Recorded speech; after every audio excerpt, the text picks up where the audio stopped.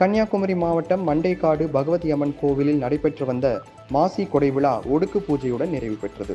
கன்னியாகுமரி மாவட்டத்தில் பிரசித்தி பெற்ற பெண்களின் சபரிமலை என்று அழைக்கப்படும் மண்டைக்காடு பகவதி அம்மன் கோவில் மாசி கொடை விழா கடந்த 2ஆம் தேதி கொடியேற்றத்துடன் தொடங்கி நடைபெற்று வந்தது.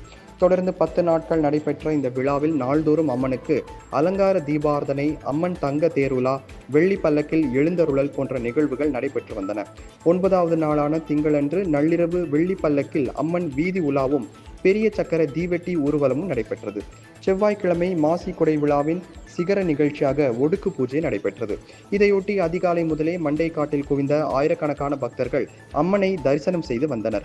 நள்ளிரவு மறைவான இடத்தில் தயாரிக்கப்பட்ட 11 வகையான உணவு பதார்த்தங்கள் மண்பானையில் துணிகளால் மறைத்து கோவில் அர்ச்சகர்களால் பவனியாக எடுத்து வரப்பட்டு அம்மனுக்கு படையிலிட்டு அலங்கார தீப ஆராதனையுடன் ஒடுக்கு பூஜை நடைபெற்றது. விடிய நடைபெற்ற இந்த ஒடுக்கு பூஜையில் தமிழகம் மற்றும் கேரளாவை சேர்ந்த ஆயிரக்கணக்கான பக்தர்கள் கலந்து கொண்டு அம்மனை தரிசித்து சென்றனர். ஒடுக்கு பூஜையுடன் மாசி கொடை விழா நிறைவு பெற்றது. பாதுகாப்பு பணியில் 500க்கும் மேற்பட்ட போலீசார் ஈடுபடுத்தப்பட்டனர்.